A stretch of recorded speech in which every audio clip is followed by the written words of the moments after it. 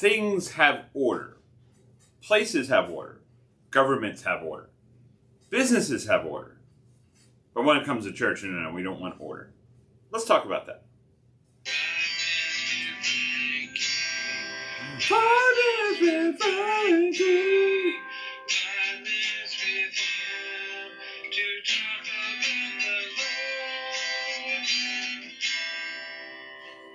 Yeah. Good morning, beautiful people. It is Monday, and it's snowing. Really badly, it seems. Had a lot of accidents and stuff, so pray for people in safety, getting to school, to jobs, to work, and people on the road.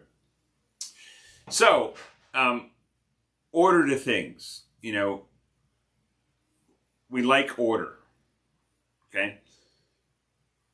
God is not the God of confusion, and he's not going to confuse people with things that should be in order in the church or the church body.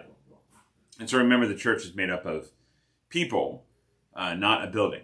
And so there are different responsibilities for each person in the church. One is not higher than the other, but one has more responsibilities than the other. That doesn't necessarily mean that they're better. Okay? So we're all working towards the same goal, and that's Jesus Christ, and to bring people to Jesus. So if we're not working towards that goal, then it's probably for pride or for, self-worth or things like that. And we don't want that. We want to be striving for Jesus and pointing towards him and pointing towards helping others come to him. So any kind of leadership in the church is going to be a servant leadership. Okay? We're serving as we are leading. That's what Jesus did with his disciples. That's what Jesus did with his apostles. That's what Jesus did with anybody that followed him, that he was a servant leadership. And so when we come to Titus really expands on this. Paul expands on this idea with Titus about elders and deacons and what there should be in order to establish a congregation.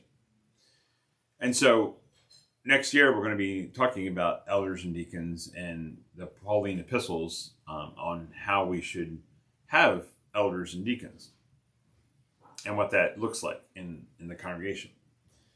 But here's Paul writing to Titus, and he says this: "This is why I left you in Crete, so that you might put what remained in order and appoint elders in every town as I directed you."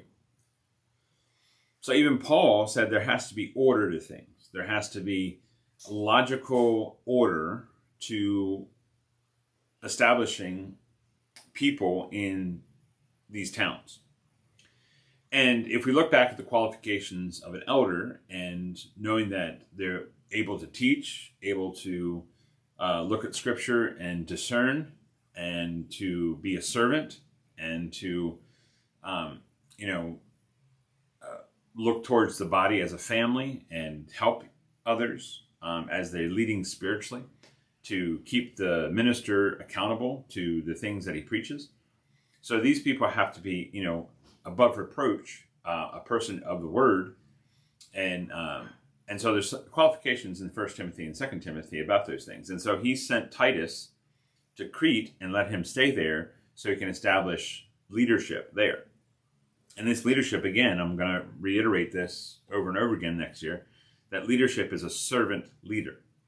It's not a ruling over, it's not a pointing down the finger, it's not the, I'm in charge of you, you got to listen to me kind of thing. It is a servant leadership. And so he's directing Titus here to establish order.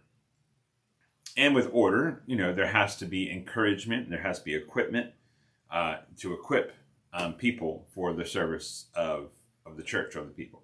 So my encouragement for you today is, the people that are leading your congregation, are they a servant leadership, and is it in order? It's not chaos. It's not, confusion kind of thing. And what kind of leadership do you have? So think about that. Pray for your leaders, and have a great Monday. Be careful out there. Love you. Bye.